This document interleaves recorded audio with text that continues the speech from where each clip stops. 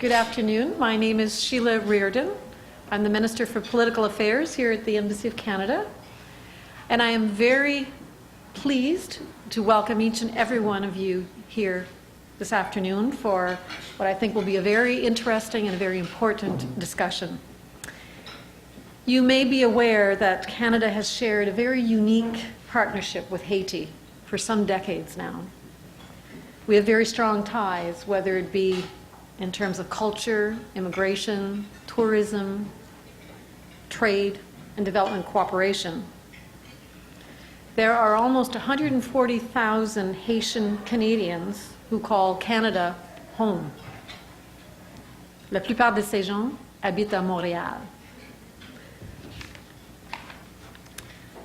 The development of Haiti continues to be a very high priority for the Government of Canada. Haiti actually is Canada's largest development partner in the Americas.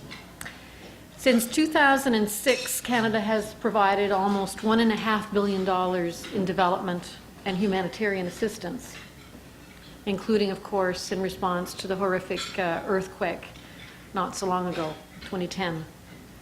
Canada is working on several fronts with Haiti to improve the lives of Haitian people, whether it's through economic growth or improved security or on the broader governance front.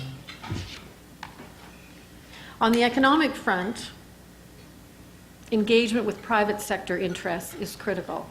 And it was for this reason that in 2012, there was a ministerial-led trade mission to Haiti with about 15 Canadian businesses. And just late last year, a Haitian delegation of 40 representatives from various sectors of the economy participated in a trade mission in Montreal. Those are just examples of ways in which we have worked together on the economic front. Turning now to the security front, this has also been an area where Canada has played a fairly significant role working with Haiti, whether it be through the deployment of police officers, military personnel, and corrections experts. And we've also provided support to the Haitian National Police, judicial, and the corrections systems. More broadly, on the governance front, we are helping to strengthen Haiti's executive and legislative branches, the public service and civil society, so that they each can play a role, their rightful role, in a modern nation. Canada is also working to strengthen the electoral structures in Haiti. Just about 2 months ago, I believe it was now, we made a further investment of about almost $9 million for strengthening democracy and good governance in Haiti. And this is work that we are doing in partnership with the United Nations Development Program and the National Democratic Institute. The Haitian diaspora in Canada, and indeed in the world, has a very important role to play in the development of Haiti. Haitians need access to capital, enterprise development, investment, and there is a real, not only a need, but a real impetus among Haitian diaspora to help in this regard. I understand that Haiti suffers from the most severe brain drain per capita in the world. 80% of Haitians with university degrees do not live in Haiti. I also understand that Haitian Americans are among the most successful immigrant groups in the United States. But I think now more than ever, this group needs to be tapped into for its intellectual capacity and its technical expertise. So that's why it's very encouraging to see the work of the various individuals and groups that are here today who are actually investing your talents and your energies into Haiti. Merci pour votre travail. So with that, I want to again welcome you to the Embassy, and I wish you every success this afternoon in the panel that is going to unfold before you, and most importantly, for the work that you do in the betterment of the people, for the people of Haiti.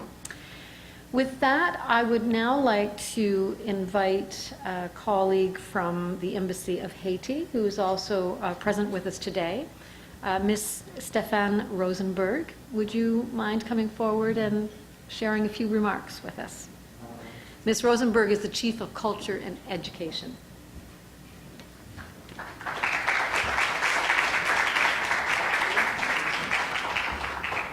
Thank you very much for this kind introduction. It's indeed a great pleasure to be here today and to be welcomed by the Embassy of Canada, a long-standing partner in Haiti's development in a series of sectors, both economic and social.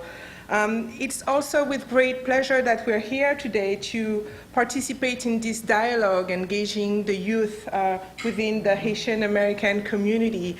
It's for us at the Embassy a reflection of the government's commitment to its youth, both in Haiti and overseas, and part of its engagement with the diaspora. Some of you may know, and you will learn more about it during the presentations, the Embassy has spearheaded this past summer, an initiative, a fellowship for young professionals of Haitian descent going to Haiti to work in the public sector, as well as young Haitian students coming here to understand the workings of diplomacy. And we are striving to continue this engagement with our youth, both in Haiti and in the diaspora. As Sheila has mentioned, Haiti suffers from a tremendous brain drain, and it is high time for us to really re-engage our youth that is so smart and talented, especially in the United States, and we're very proud to be here today. Without further ado, I will pass it on to Audrey. Thank you again for being here today, and I'm sure that this conference and this forum will be an opportunity for us to learn more and dialogue on how our Haitian youth can be more and better engaged in Haiti. Thank you again.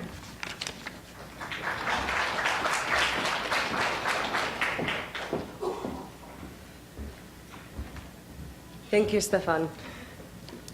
So as you see me up here today, I am not Cleve Mesidor, but I am standing in for her today as moderator. My name is Audrey Nicolo, as I mentioned, and I would like to take a few moments to provide some context for this conversation. On behalf of Cleve Mesidor with the Raben Group and Groupe ECHO Haiti, I would like to extend our gratitude for the Embassy's support and for co-hosting this important forum. And thank you, Stéphane, for your message. The Raben Group is honored to help facilitate this timely discussion during Global Diaspora Week. There is no question that globally, the Haitian diaspora is shifting. The diaspora is estimated at 2.5 million, and they are dispersed all around the world. However, they are primarily in Canada, France, and the United States. Global Diaspora Week is an opportunity to spotlight the power of these expats and figure out how to leverage and harness the tremendous resource they represent. Many of you here today are doing development work in Haiti in some capacity. Picture Haiti just 10 or even 20 years from now. Picture your organization's programmatic infrastructure and how it can evolve based on what you guys can do at this moment. Some of you have been pondering who will continue the great work that you're doing. I know that there are reasons that we come together so that we can have strategies to strengthen our approach to what we're doing. So let me use my journey quickly to illustrate this point. I would not be here in DC with the experiences that I've had I not chosen 13 years ago to do my thesis, my undergrad thesis on Haiti. My father is Haitian, Nicolo, and he moved here to the United States when he was 12, and he moved to New York and then to Miami. Met my mother, who's American, and the rest is history as far as I'm concerned. Reason why I did my thesis on Haiti is I did not care for the negative image that the media portrayed of Haiti. And there was a stark contrast to what my family told me in the life that they had. They always told me Haiti was beautiful. They told me of the rich history and to have pride in that history. So I made it a point that the only way that I can combat the images, and as far as my perception of it, and later on what I can do to change the perception for other people, is to go the academic route. So I looked at Haiti's political history from 1804 to 2004, and luckily, once I moved to DC, because I majored in political science and history, and that's just what made sense, Congressman John Conyers, who always has been an advocate for Haiti, allowed me to intern in his office, solely based on the fact that I did my thesis. After that, I was able to work with Congressman Alcee Hastings out of Florida. Michigan is great, but I'm from Florida, so that made a lot more sense, where I was able to continue working on Haiti policy in terms of immigration, trade, business. And really the rest is history. Just by those two opportunities, I was able to work for, Speaker of the House Nancy Pelosi, Senator Mark Udall. At this point, I have been, on and off working on my own business, getting into Haiti endeavors and global diaspora. So I definitely am a product of, how the diaspora works and the success that can happen from it. So as we look to, advocates like the Congressional Black Caucus, who have used their bullhorn to advocate for Haiti and work with members to pass, the HOPE and HELP Acts, we really have been able to make much progress in the, I would say, 50 some odd years since the 60s, when the first wave of Haitians came, leaving from Papa Doc's rule. So when we go forward and we look at the first generation of Haitians that fled their homeland, where they were doctors and lawyers, and they headed to France and the United States and Canada, they took their entry-level jobs. They totally came and had to start from scratch for many people, but in a short period of time, able to rise up and, with that determination to make the way for the next generation. So in a blink of an eye, we have, people like Emmanuel Belgrade and Carl Racine who can, go beyond just protesting and actually run for political office. We have, people like Carolyn Desert, who's 25 years old, business owner, who's able to, be crowned Miss Haiti, defy stereotypes, forge her own path. Those who have influenced me, those who have influenced those who are successful today, they open the door for us to be able to do this. I stand here today at the Embassy of Canada because they sacrificed. They spoke truth to power, they protested, and they got on the radio, and they made their voices known. So Haiti is a country of millennials. It is estimated that 65% of the population is under 35 years old, and the average age is 21.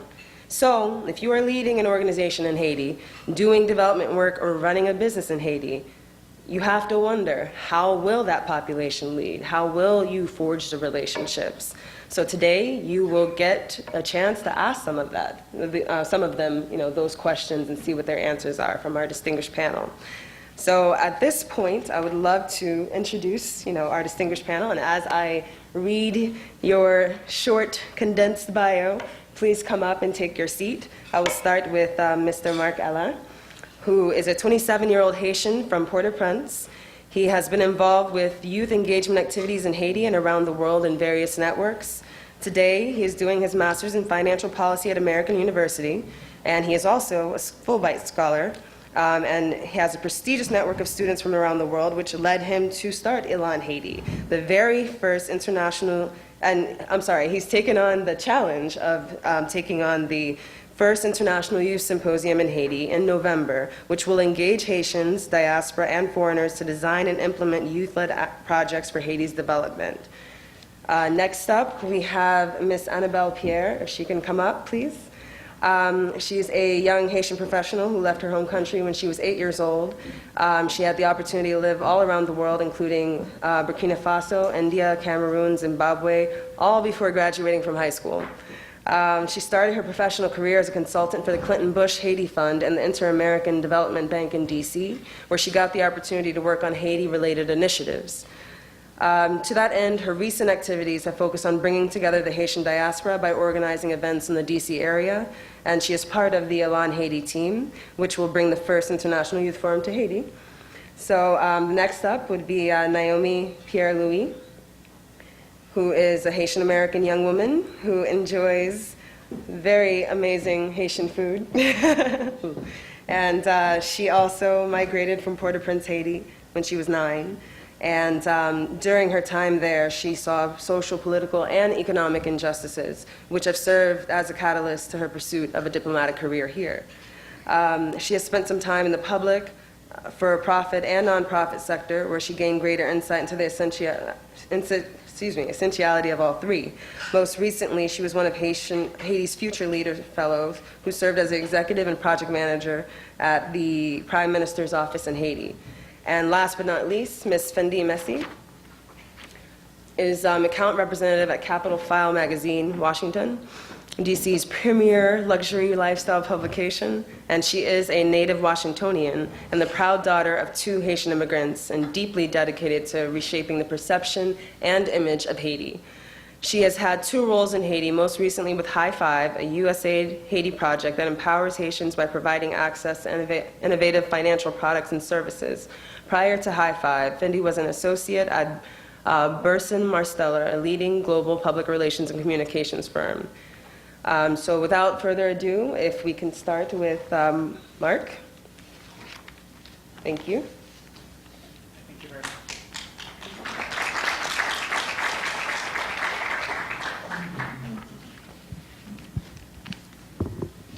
Good morning, everybody. I hope everything is well.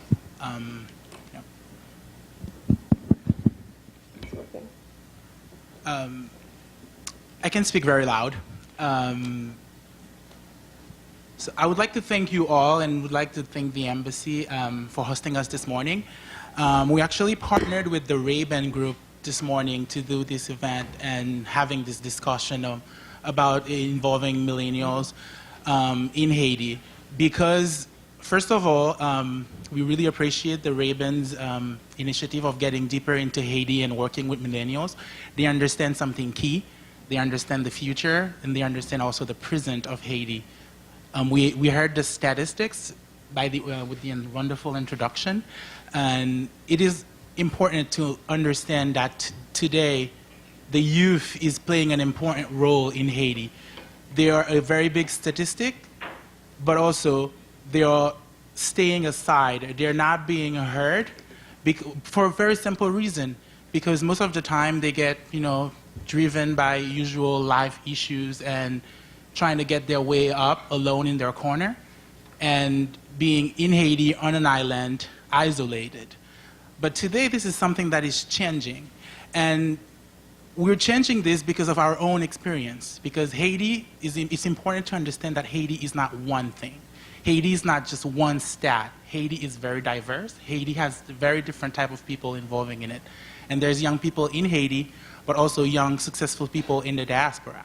So what we have understood in ECHO Haiti, we understood that from our personal experience, people like Annabelle, people like myself, and all these people on the panel that I had the chance to meet here in Washington, D.C., and other amazing young people that I had the chance to meet in Haiti, everybody is amazing in one way, but nobody is amazing together.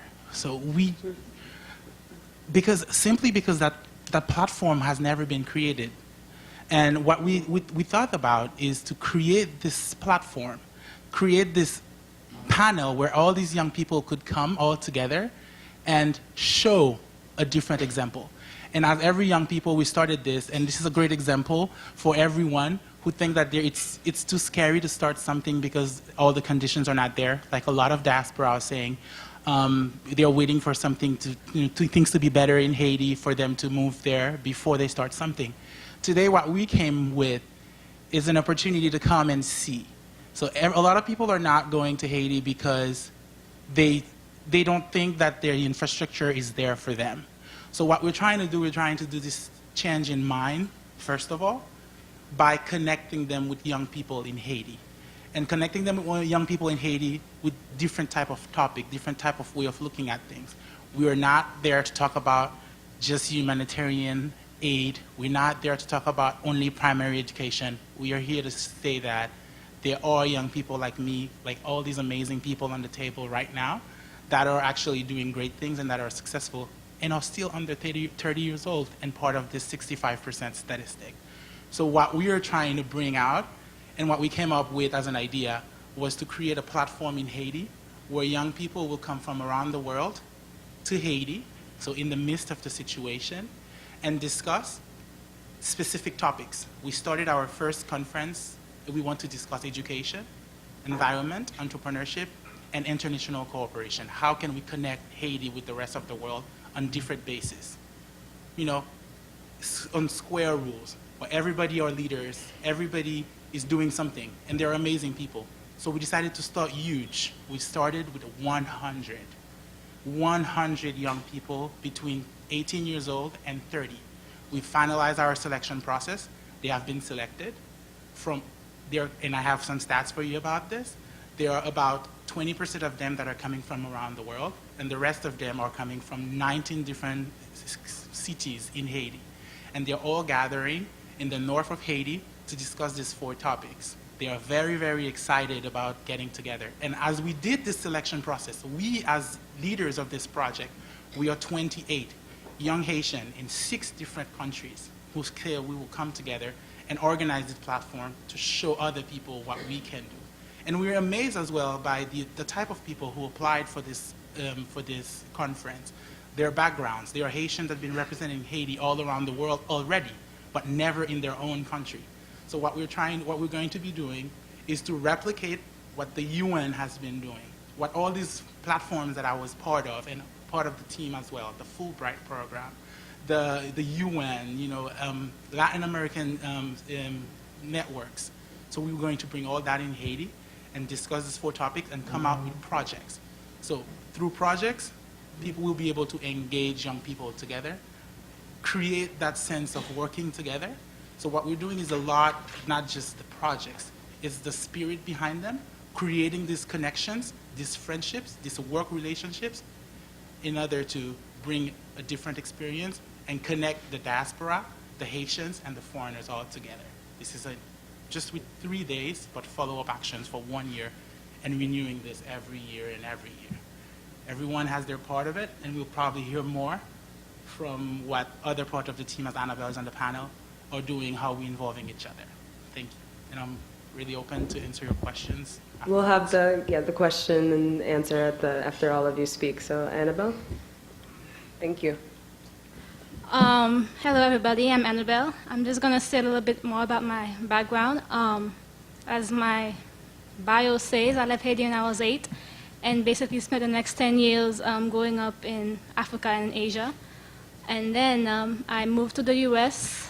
about 7 years ago for my undergrad, and where I studied international relations with the goal of being involved and playing a part in the development of Haiti. I always believed that education and youth played a major role in development of nations, and so when Marc-Alain asked me to join Elan, I was sold from the get-go. I truly believe that empowering the youth is a stepping stone to economic development, and Elan just does that. By not only opening up the floor for debates and discussions, but more importantly, by letting the youth take concrete actions to solving the major problems in Haiti in certain sectors. Also, on another note, I have recently taken on this personal project, and I have been thinking of how to get the youth, so the diaspora youth and the youth in Haiti, to collaborate. And so I've been thinking of having this platform, and I'm in the process of creating a platform, actually, that will basically allow innovators to find collaborators to shared vision. Thank you. Next we have Naomi. Shorter than the average.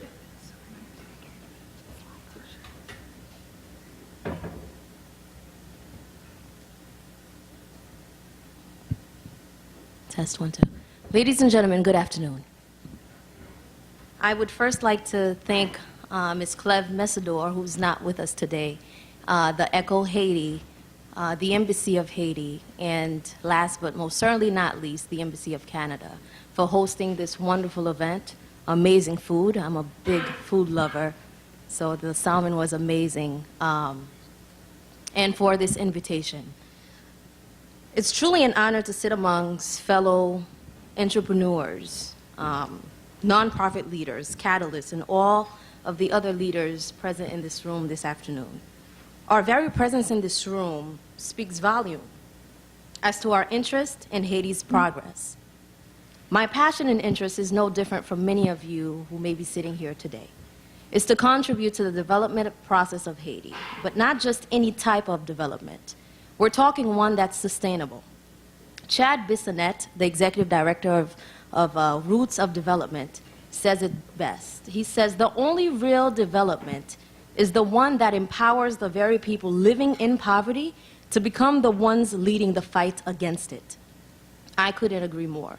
It's the sort of development that encourages investment, not charity. During my second year in grad school, one of my professors challenged us to select a developing nation and assess its state of governance, its economic development, and make recommendations for improvement. Well, it was no surprise to him or myself or my classmates that I chose Haiti. As I began my research, I came across hundreds of abstract articles, interviews, surveys, focus groups, and all sorts of documents on Haiti. And I recall hoping there was a way, or even enough time, for me to travel there myself and hold these interviews and get some sort of current state of governance. Like many grad students, I started my project a little late, a few weeks late, maybe even a few days. So there was no way really to go and travel there and do this. But a few weeks before graduation, the Haiti's Future Leaders program was launched. A program where its main goal was and is to involve the Haitian diaspora into Haiti's development process. This is precisely what I was looking for, a platform that brought together like-minded Haitians who shared the same passion and interest to see Haiti moving forward towards a more sustainable path, and a way to go on the ground and see for ourselves the development process and projects. The fellowship was that platform that I was looking for. It also allowed us to contribute, not just to attend these meetings, but to contribute to the process of development. I had the opportunity to be stationed at UCLBP, which stands for l'Unité de Construction, Logement et Bâtiment Public. It's a unit of La Primature, and they manage and execute all of the reconstruction projects in Haiti at the national level. Now, perhaps many of you in this room, like myself, had some preconceptions as to what I would encounter once I got there. No electricity, disorganization, lack of communication, and so forth. However, at UCLBP, that was rarely the case. Well, maybe the no electricity part. The unit is lucky to have some of the country's most brilliant engineers and managers. They were organized, efficient, timely, and they invested in their generation Y. In fact, the unit established an internship program that would help Haitian students gain practical experience in the field of engineering, architecture, and public administration. I personally had the chance to organize high-profile events with these interns and saw how competent they really were. At UCLBP, I had the opportunity to sit and contribute to meetings such as IOF, the IOF Summit, where we strategically evaluated Haiti's capacity to hold such an international event. Beyond UCLBP, we had an opportunity to have lunch with the president and met with high-level officials to get an inside scoop on Haiti's progress. Beyond the professional experience, the fellowship allowed many of us who left the country at an early age, like myself, to go back and experience it in a whole new way. It gave us an incomparable cultural experience, from the visits to the south, to the north, the mountains, Citadelle, Labadie, Fort Jacques, to enjoy the to die for flavors of lambi boucané, l'eau cocoye, jus grenadier, jus corosol, and more. On the last day of our assignments, we sat and spoke of how truly, well, we sat and spoke about the exchange nature of the fellowship. Not just that it sent some of its Haitian Americans overseas and vice versa, and sent some Haitians here in DC, but truly how it allowed us to lend our skills. And in return, these very departments showed us firsthand what it's like to work on the ground. So again, I'd like to say thank you to ECHO Haiti, the Raben Group, the Embassy of Haiti, for hosting and initiating the program, and the Embassy of Canada for the opportunity to corporately share this experience with you. And I look forward to sharing more during the panel. Thank you. Thank you, Naomi. Last but not least, Fendi.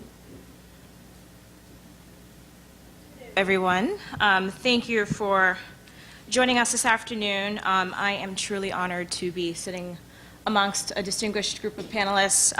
Unlike my fellow panelists here, I was born here in Washington, D.C., born and raised here, so, again, by two Haitian immigrants. So my background is it's a tad bit different, but when I started at Burson Marsteller, a public relations firm here in D.C., I had an amazing opportunity to work on the ground in Haiti with the Interim Haiti Recovery Commission, the IHRC, which was the former planning body, official planning body for the recovery that was co-chaired by the former Prime Minister Jean-Baptiste Bellerive and the former President Bill Clinton. So I had the opportunity to work on the ground in Haiti for 3 months, pretty much with, a number of distinguished, extremely successful individuals who kind of oversaw the development and immediate recovery efforts there. So, as a Washingtonian Haitian American here in DC, that was kind of my first direct experience in what it is like, because I think it's easy for a lot of us, particularly, and I'm going to backtrack a bit, my experience, my kind of 2 cents here today will kind of shed more light on millennials, those of us who were not born in Haiti and or reside here, but what we can do now moving forward, not so much in the past. But essentially, I had the chance to work on the ground in Haiti with the IHRC, which kind of gave me a really good, full understanding of the differences of what it's like to work on the ground and collaborating that with efforts from abroad. And what I found while I was living there, and it's funny, I had a group of friends that I met through Twitter and like Facebook, and we called ourselves the Diaspora, because we were all Haitians, either born here, born in Haiti, who had come back to Haiti to live. Many of us did not have expat packages, but kind of work on the ground and in the trenches on the recovery efforts.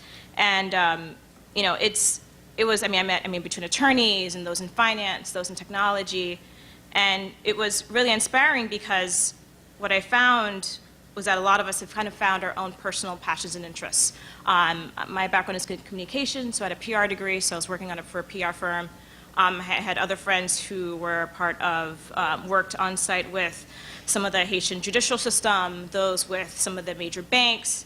But it was very refreshing to kind of see us align our personal interests and expertise with what our passions were towards the developments in Haiti and how we could positively impact in our own very own way.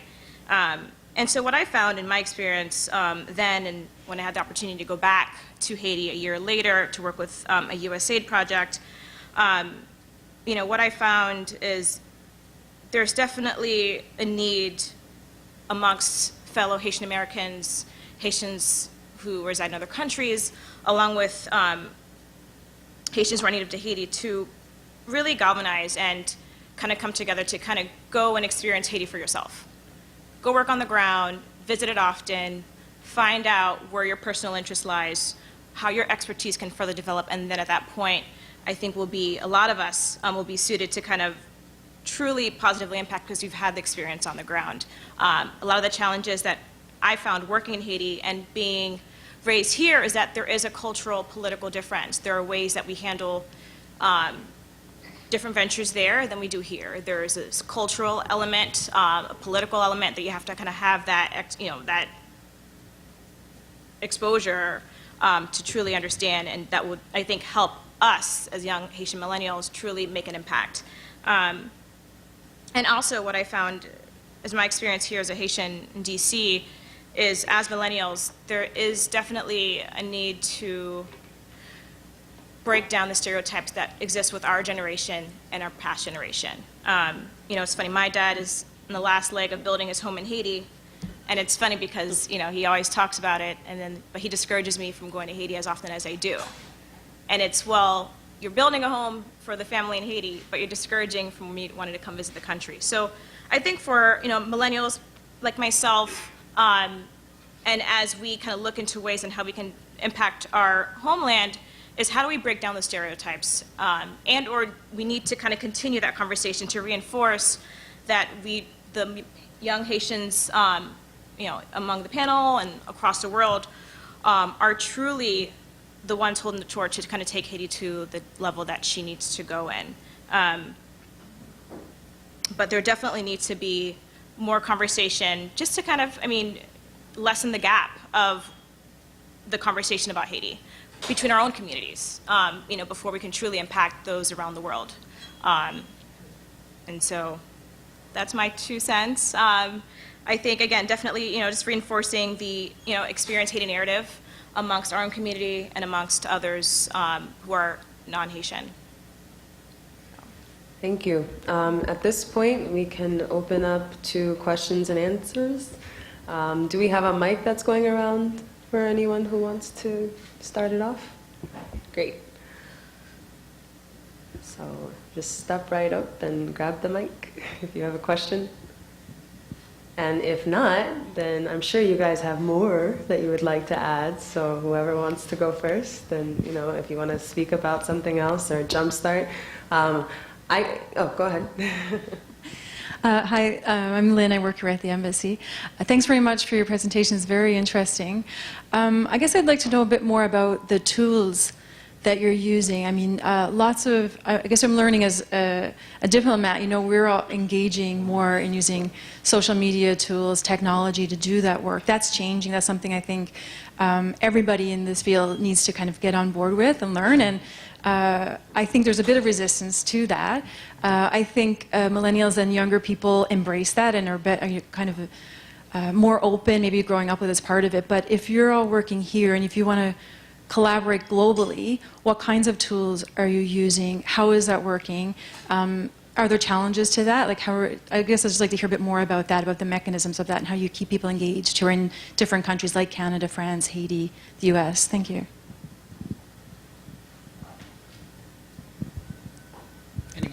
Anyone can jump in, yes. I'll give you a concrete example. I really like keeping things concrete and give real examples and being pragmatic. I'll tell you again about how we organize this thing. So first of all, I was born in Haiti. I was born, raised in Haiti, and I moved here just last year for my master's, right? So, and as I was here, so most of my team, most of ECHO's team is in Haiti. So this is a concrete example of how millennials are using technology right now. We manage this project. We're in 6 different countries. Telling you, all the project, Elon project is just right here. It's WhatsApp. So we organize by team. So Elon is 5 different departments. It's finance, it's logistics, it's communication, and it's content. And your team, which is selection, right? I was like 4, and I said 5, and I said 4. So these 5 departments are with 28 people. We're all in different WhatsApp groups right now. So anyone that has something to say, anything that we need to share from 6 different countries is just 1 WhatsApp away. Then when it needs to go deeper, we Skype. When it has to be written, we email. And this is happening in Haiti and around the world. And another interesting example about how young people are getting active and how excited they are. So last week, we announced the 100 leaders that were selected to be part of the event. And part of our program is to create Facebook groups so they can discuss the topics that they're going to be meeting in Haiti to discuss. We haven't even created the groups yet. They created their own groups. And we were like, oh my gosh, these kids are getting crazy now. What are they doing? They created their own Facebook group, and one of them stepped up yesterday and said, oh, let's create WhatsApp groups now. So they're all 100 of them talking and discussing it, and they're sharing information, and they're from 10 different countries who are going to be in Haiti. So this is, again, one of the big steps that happened in Haiti was in around 2007 when Digicel, the telephone company, came to Haiti and really democratized telephone communication and internet around Haiti. Everybody in Haiti, most of these young people have BlackBerries, and then they are communicating.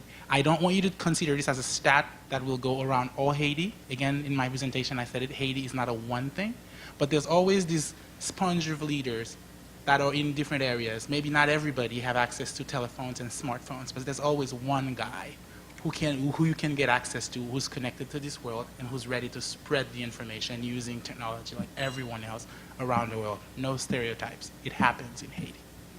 I don't know if anyone else wants to share. If I could just add a little bit to what Mark just mentioned.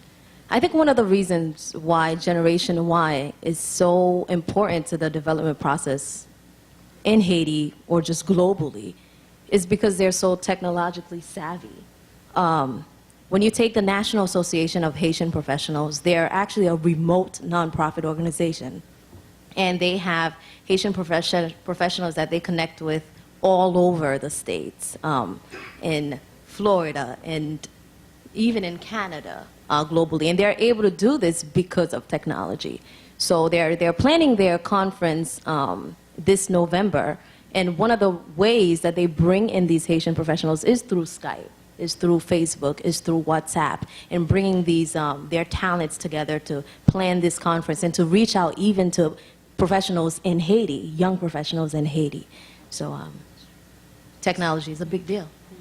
And I just want to add something to that too, and this is going to differentiate between my panelists, but I think simply the platform to engage directly. It could be informally, whether it's a networking event, which Annabelle organized several months ago that was extremely successful. I think it allows everyone to kind of unite and share dialogue kind of informally. I mean, you'll be amazed at who works where and what connections individuals have simply because they haven't had the platform opportunity to kind of connect and directly have that face one-on-one time with someone else. So I guess, yes, definitely technology. And if it's possible at all, I mean, I'm a huge advocate, of social engagement and networking in person, definitely as well.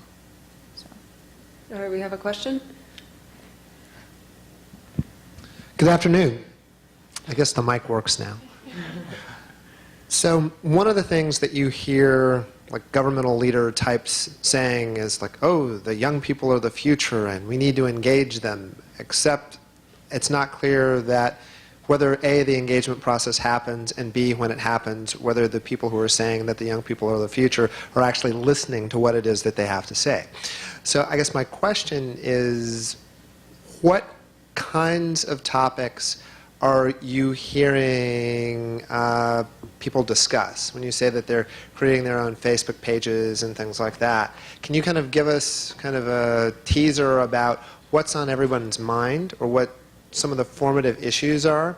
And then as the conference moves forward, I hope that you create a feedback mechanism so that people like myself, I'm Keenan Keller, I'm with Congressman Conyers in the House Judiciary Committee, so that we can actually get this information back as directly as possible so that it's not like processed and pre-chewed for us, so that we can really hear what's going on sort of straight from the source, and kind of keep that going.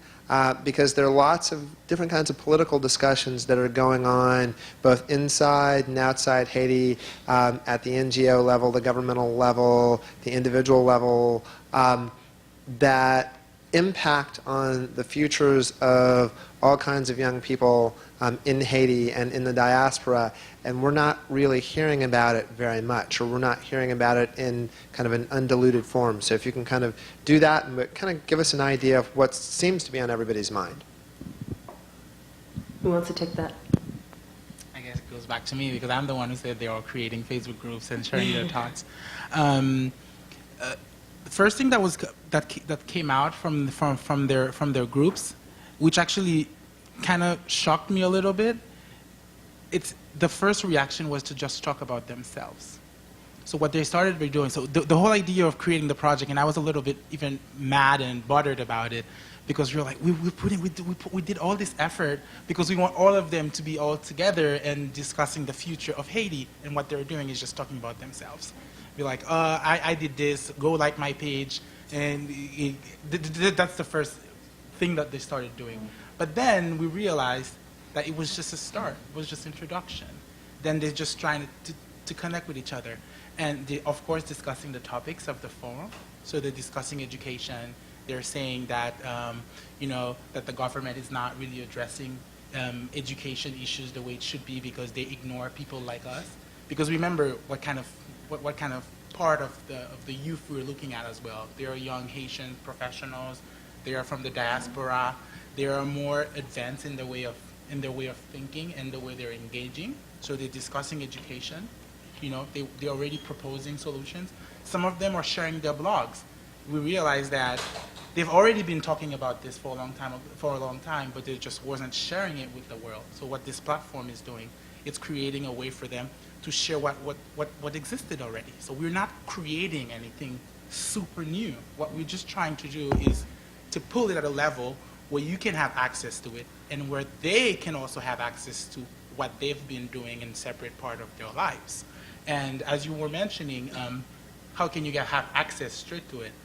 One thing that we want to keep for this Elan event, we try to do as much effort as we can to keep it international standard, as in having everything any conference around the world has, but in Haiti. We do it at Limonade in a very interesting university facility that has a lot of modern tools.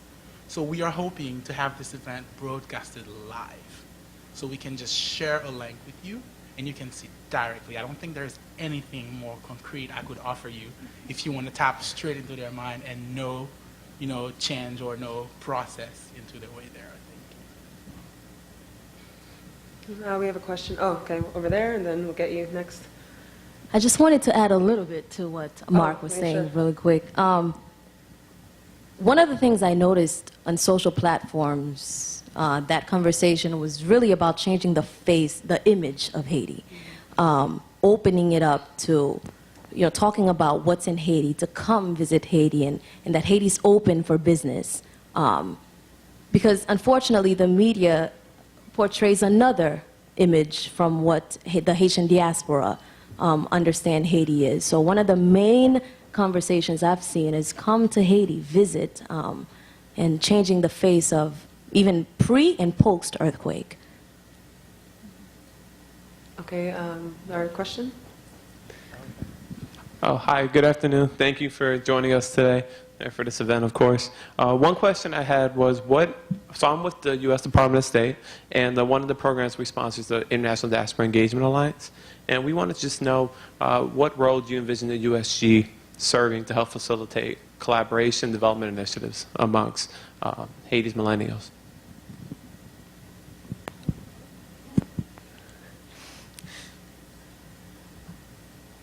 I'm sorry, would you repeat the question? Yeah, essentially just what role do you envision the USG serving to help facilitate some of your initiatives in Haiti and beyond? I would say open dialogue about U.S. and Haiti relations, both controversial and non-controversial. I think as of yesterday, the Miami Herald posted an article about the reunification process that was discussed several years ago that it doesn't seem to be going into effect, but has for a different population. So I think, at least for me and for my peers, I think that would be a great, just kind of open discussion and or opportunity for us to kind of learn more about U.S.-Haiti relations, where it is currently, what the visions are, and things that are going to affect. I mean, at least I'm speaking for myself here, so.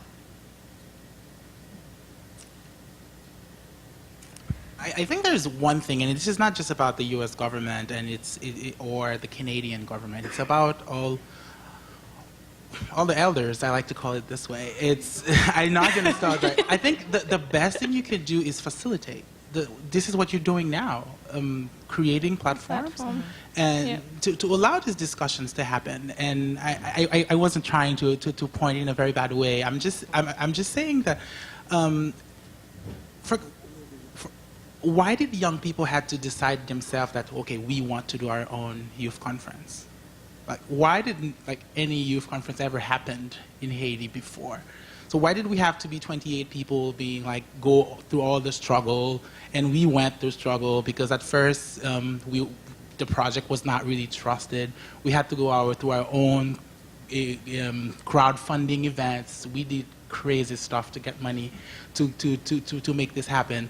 When I think governments and institutions and the Haitian embassy created a program, to facilitate exchange in Haiti. This is a great thing, and that allowed people like Naomi to go to Haiti and people from Haiti to come here. And I met these young guys. They were really excited about discovering, the U.S. and working. These type of things open minds, and it really creates collaboration. I think all governments and institutions that has the power to support, I think that's what you should be doing. I think you should be opening platforms and let the young people talk and then listen. And trust the youth too, because we do know what we are doing. Yeah. Okay, we have a question over there, and then at this table. Hi, my name is Ike Obi. I'm a grad student at Georgetown. I'm studying public and social policy. I am not Haitian. I am Nigerian American. But I found that whenever we talk about going home and effecting change, one of the biggest issues is kind of going over the negative kind of spin that is that is portrayed of Haiti, or in my case, Nigeria. So my question to you all is, how do you inspire young millennials who maybe grew up here or elsewhere, and how do you inspire them to come home and to invest in Haiti? Invite them to join you on your next trip.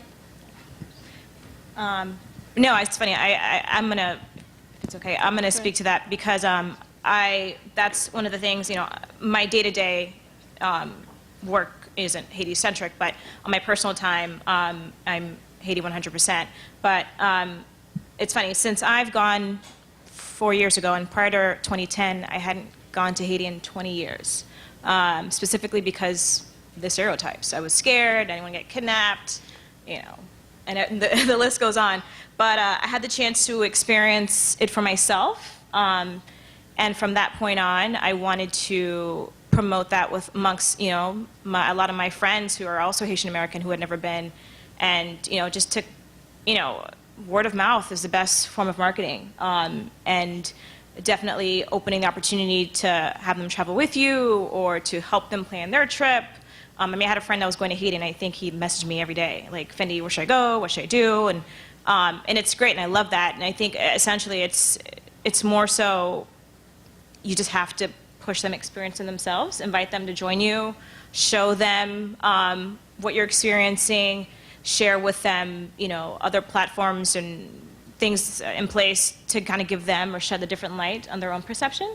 But that's what I would recommend. Yeah, I'm gonna go ahead and say something along the same lines. Just try to dispel all the stereotypes and tell them, well, I've been there. I haven't been kidnapped. I was involved. I come back alive every summer. To just talk to them and show them the beauties of our country. We have a question here.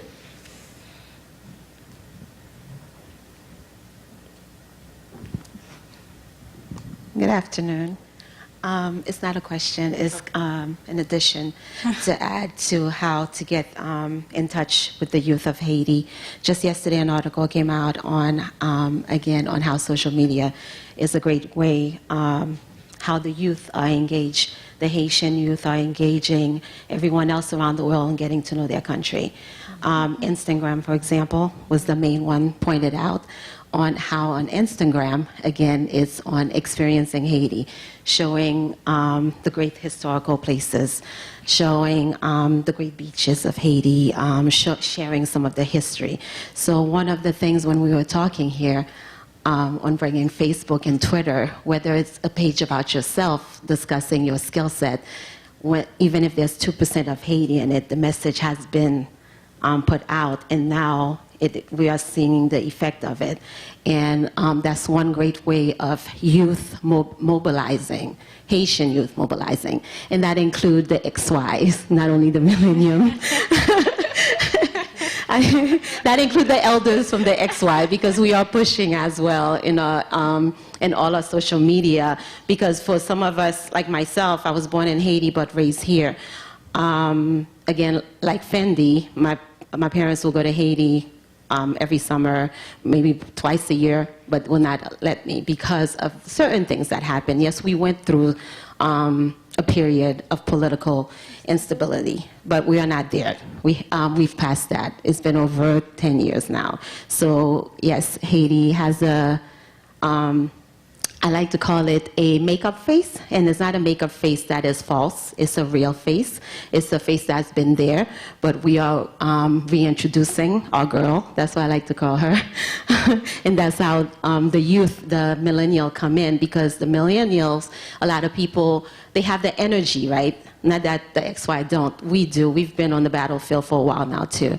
But the millennium have that new, fresh energy that lets them know that everything is new, everything is a clear board for them, right?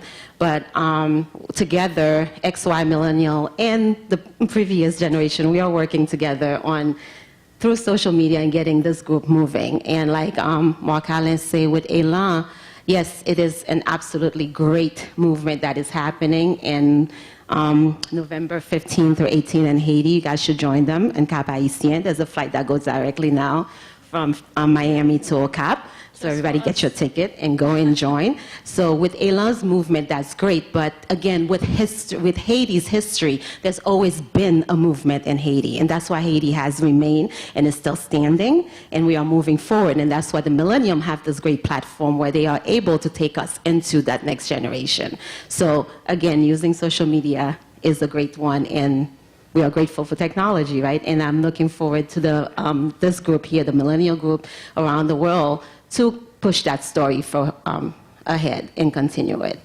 I wanted to add something since you brought up that article. It's actually Fusion was the entity that wrote or published that article. I actually tweeted it at like 5 a.m. this morning. I was so excited, and if you go to my Twitter, I'm like, yes! Because, I mean, that really, it's been a perception problem. You know, we have the brains, we have a dynamic history. I mean, the fact that the people got together like they did, I mean, sorry it was so violent, but hey, independence is not free. But the fact that Haitians were able to do that, it's really just about highlighting the history and spreading it to those who don't know about it. And to speak to the, you know, the youth and all the other generations, it has to be an intergenerational movement. You know, the youth has the vigor and the energy, you know, that the older generations, you know, might wish that they have, but they're like, if we could pass on the knowledge to them and they could implement, you know, that's part of that partnership. Because I know for me, I don't know anything unless I talk to my father or my grandparents or my aunts and uncles who lived there. That's what guides, you know, me, and I think that's what guides, you know, the rest of the millennials in the direction they're supposed to go in. Go on. I'd like to say two things, and I would like to really support Clara's position on that. First of all, the world has changed. Why? Marketing is not centralized anymore. Everybody can be their own ambassador. And her example about Instagram is really powerful, because today I think I do more marketing from my Facebook for Haiti than many firms that are marketing firms in Haiti, because they're focused on the old ways of doing things, you know, getting this commercial on TV and etc. Whereas people that needs to be touched, people that are actually the statistics, 65% of people are really seeing it right away because someone posted on Facebook. This is marketing. So we are the best way to show the image of Haiti. So the better post we have on Instagram, the best quotes we have on Facebook, is definitely the best way of showing the beauty of Haiti. So we are carrying this. So I totally agree with Clara on that. And I also agree with her on the other comment, and I don't want to create any, you know, situation about this. And I would like to quote a discussion I was having with Patrick Atier about Elan, and he was saying something that really touched me. He's saying that all this energy that's there and all these young people that are gathering there, if they don't get the support from the other generation, they're not going to go anywhere.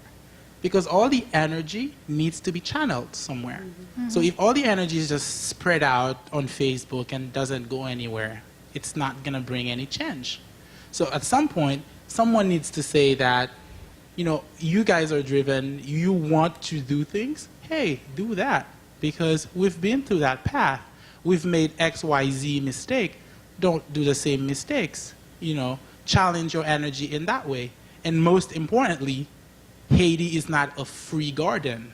Haiti has a system, right, that young people need to know as well. So people from the political side, people from the economic side, people from government also need to play their part, the part of, you know, giving XYZ opportunity for young people to channel their energy into making a very specific difference. This is why I think this is a dialogue.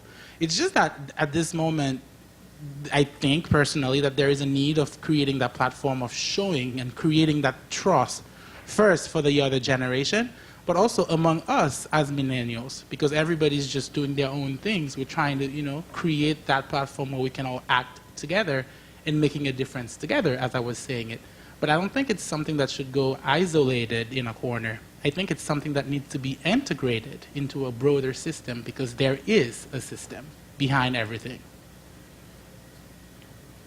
Yeah, over here. And then there.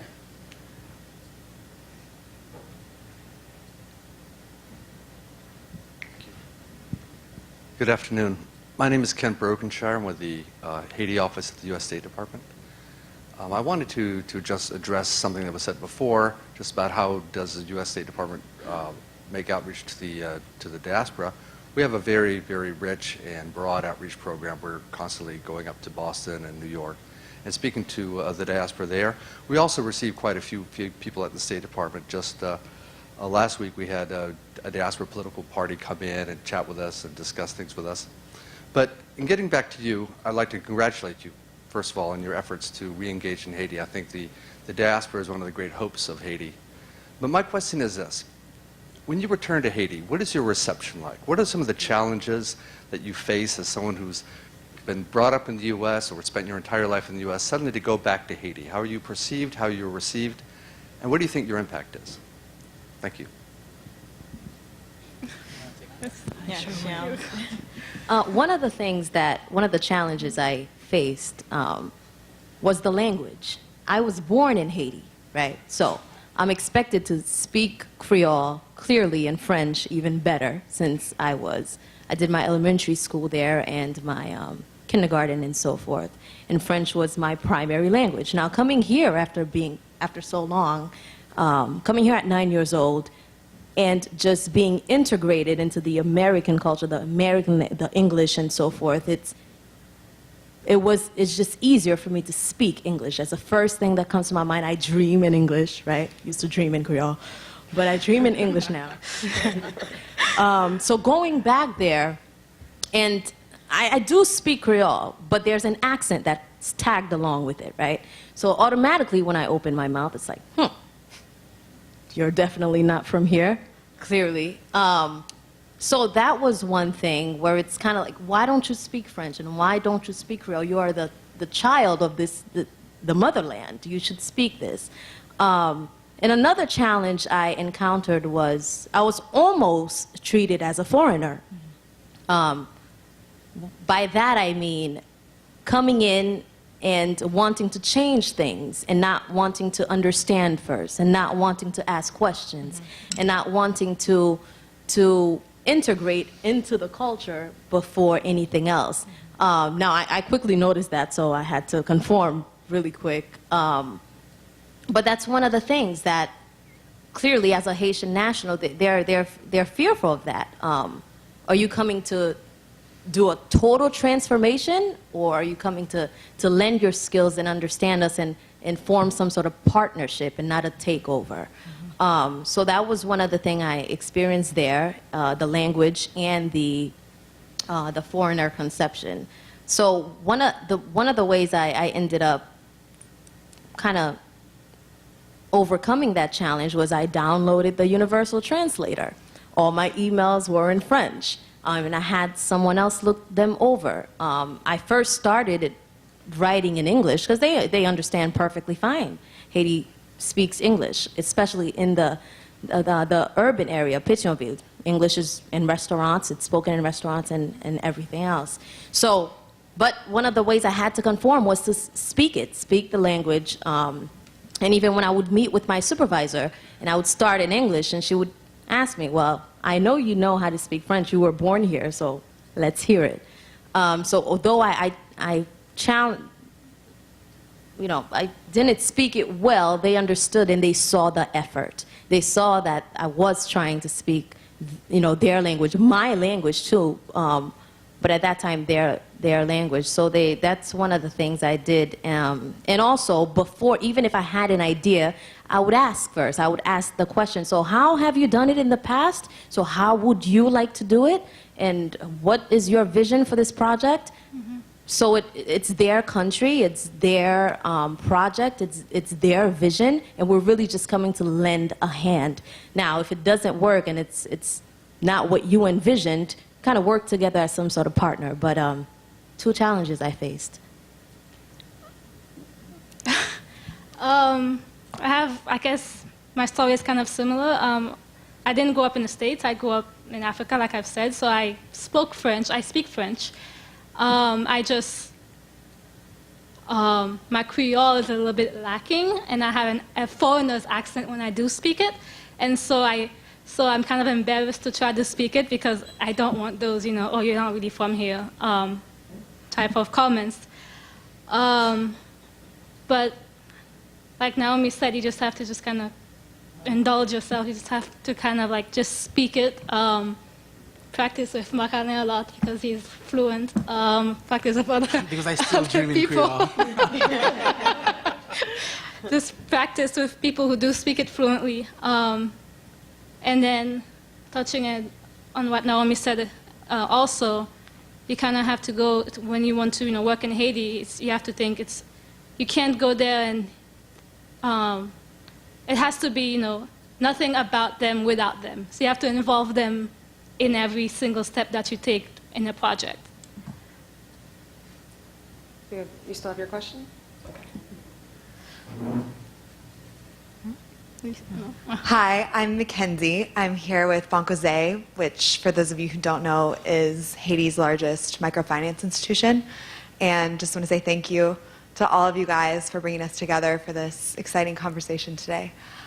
Just to go back to what you were talking about, Marc-Hélène, I was curious if you could tell us more about the plans for the 4 projects that you're planning to undertake at the end of this conference, because I'm just curious if you already have organizations that you are partnering with in Haiti, or kind of if you are seeking funding for those projects. I know you said about 80% of the participants are coming from Haiti, will be gathering in the north.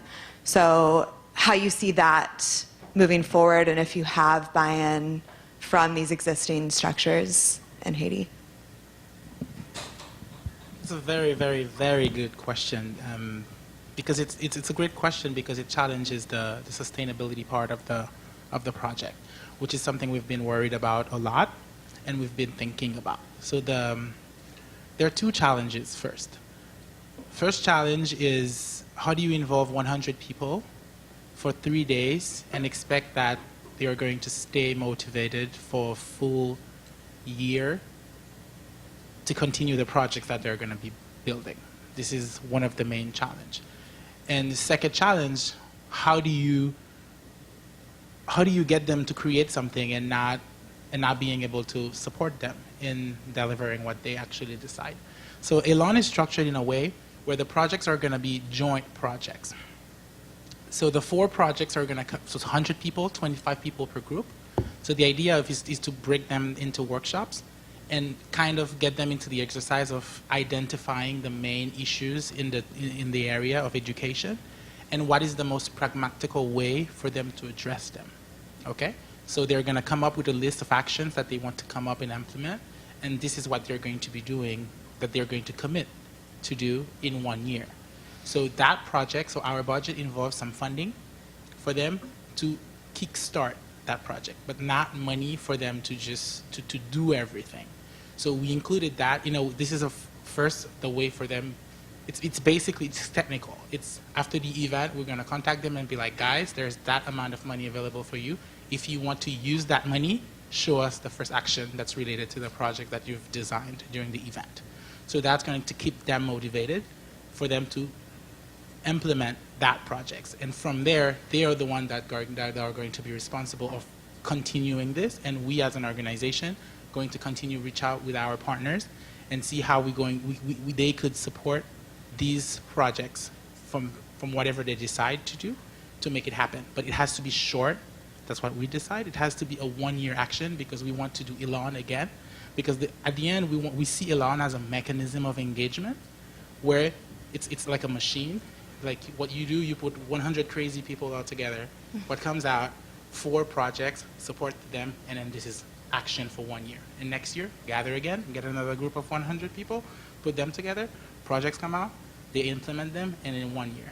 And on the side of this, we decided to include a business plan competition as part of the Elan initiative, where we want to get 2 projects, and we're currently contemplating support from the Ministry of Commerce in Haiti because they have a program where they support startups to see if they can step into the project and take 2 business plans out of, actually statistics is out of the 100 people who applied, 80% of them said they were interested, so that means that they have a business plan that they could present. So we partner with an organization in Haiti, it's called CEDEL Haiti, which is a young Fulbrighter who came and studied in the US and Oklahoma.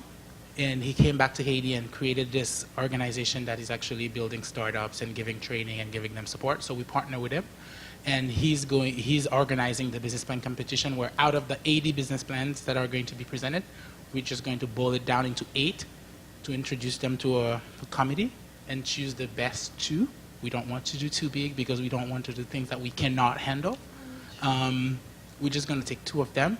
And the idea in our budget as well, we included money for the best 2 projects and also support that will be coming from the Ministry of Commerce or any other organization that are open. Actually, we could still have, if a company would say, right now we want to support startup, we want to be on the committee that's going to be selecting those 2 projects because you have mechanisms that can support them, you're more than welcome to join that committee and select the best 2 projects.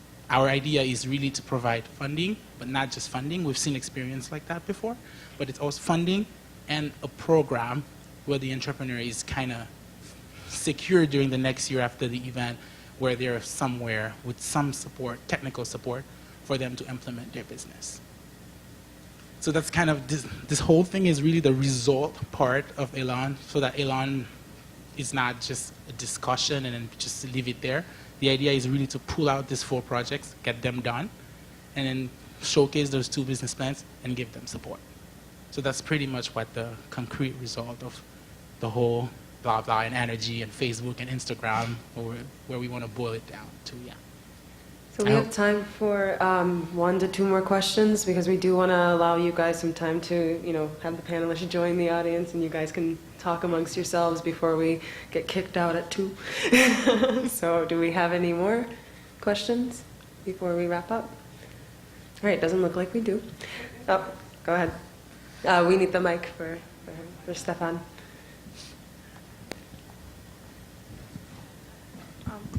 It's not really a question, it's just a comment and reflecting on the various questions that were posed about how to engage Haiti's youth and the Haitian diaspora worldwide, whichever of the generation, and the seriousness of that engagement. I think that one thing that was highlighted for me in terms of how except for Marcana, how these 3 young Haitians came back to Haiti is humility. And hearing what people on the ground have to say. And I think it's part of, one of the fundamental tenets of development work.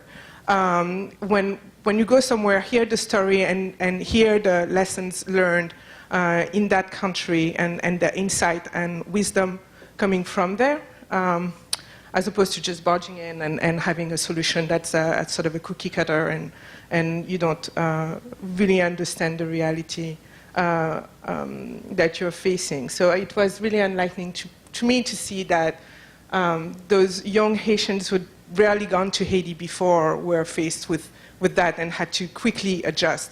But parallel to that is just simply how do you go to Haiti and what's Haiti about. And it starts from us.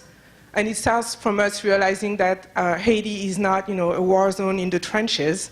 I've heard on the ground a lot. For me, it's back home. I'm a diaspora, an elder. I'm in my 40s, so now I'm considered an elder. But it's really, really coming in with humility and understanding what you bring in, but also understanding that you know nothing until you've really been there and understand what's going on. So I just wanted to bring that to bear as you're closing this session. One of the key way to welcome someone in Haiti is to say honor, and the people respond respect, which means honor and respect. And I think that if we keep that in mind as we engage with Haiti, we'll go much farther than we could have or might have. The second thing, and the last thing I want to say about the Millennials and what they're doing is that the only thing we can do, and people in my generation, since we're talking in generations, so people in their early 40s, the elders, we just need, the only thing we can do is to support them. They're the one generation, the Millennials are the generation that grew up with, electronics in their hands. And I'm in awe of all that they're doing. My colleague Clara is keeping up. I'm not keeping up. But all we can do is to support them because from where I stand, they have a much better control of the information technology era in which we live. They are leading it, and all we can do is to support them. So I would like to offer, closing remarks for this amazing discussion. I'm glad that all of you were able to make it, and that you guys were able to engage, and that you are doing the work that you're doing, and excited for what will happen in November.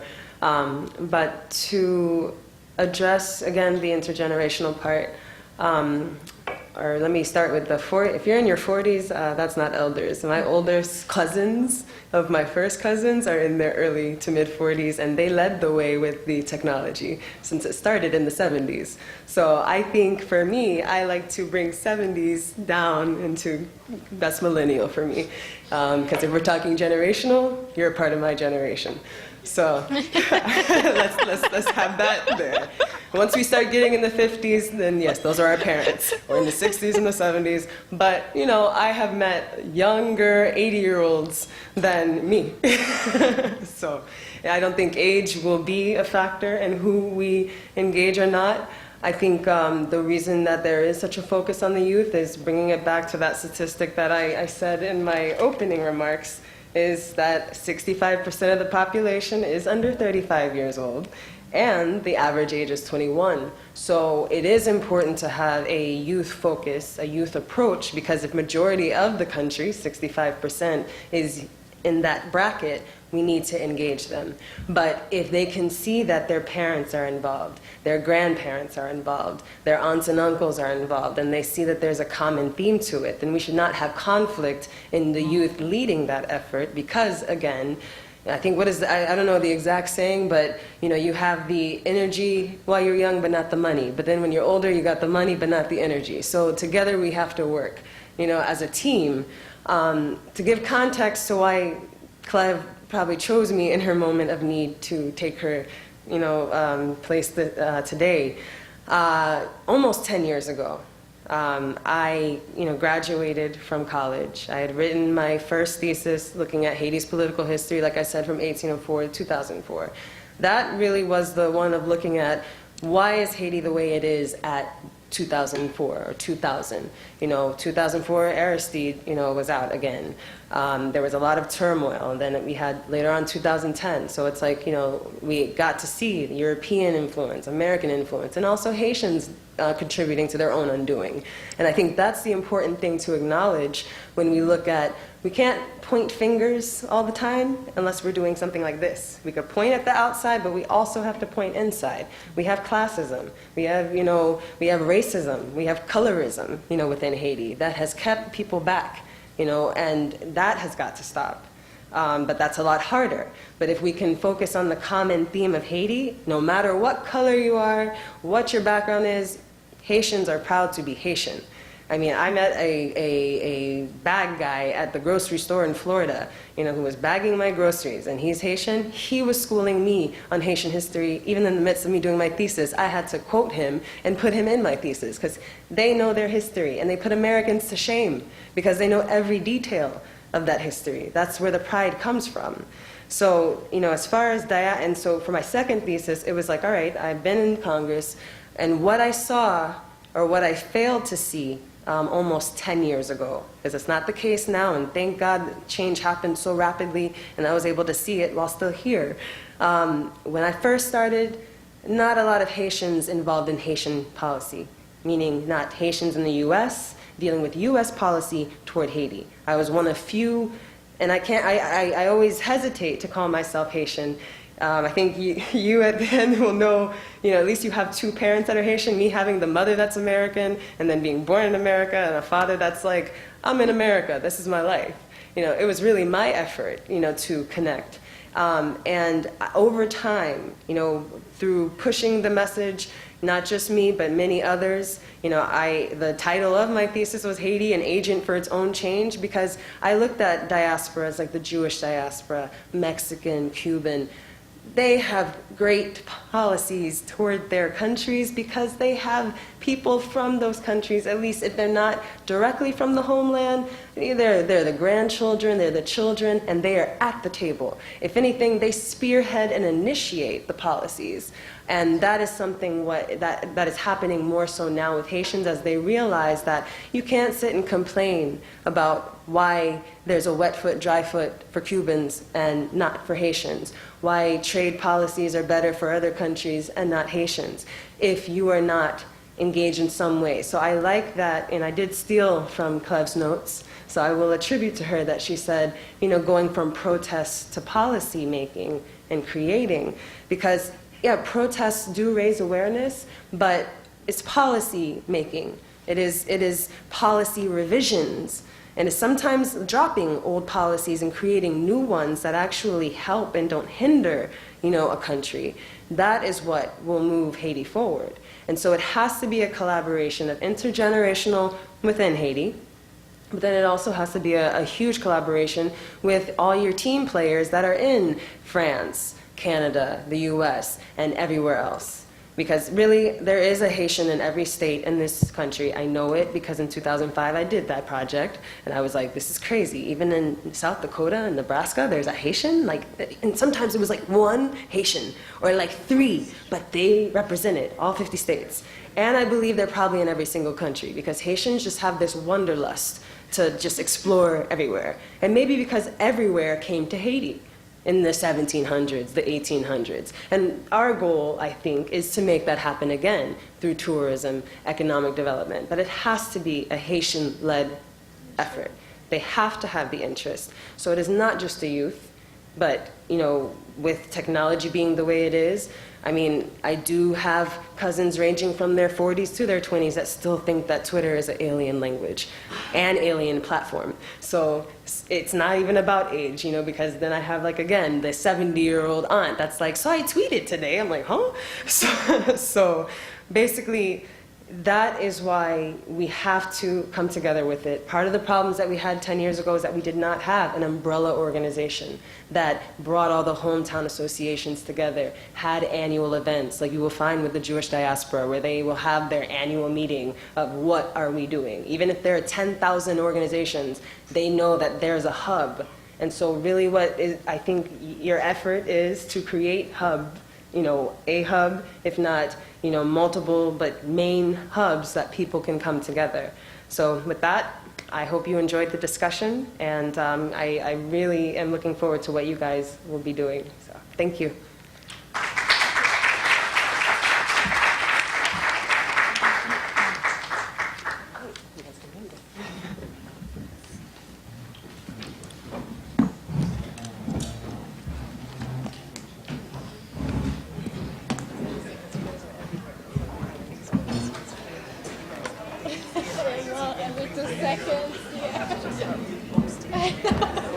Retweet.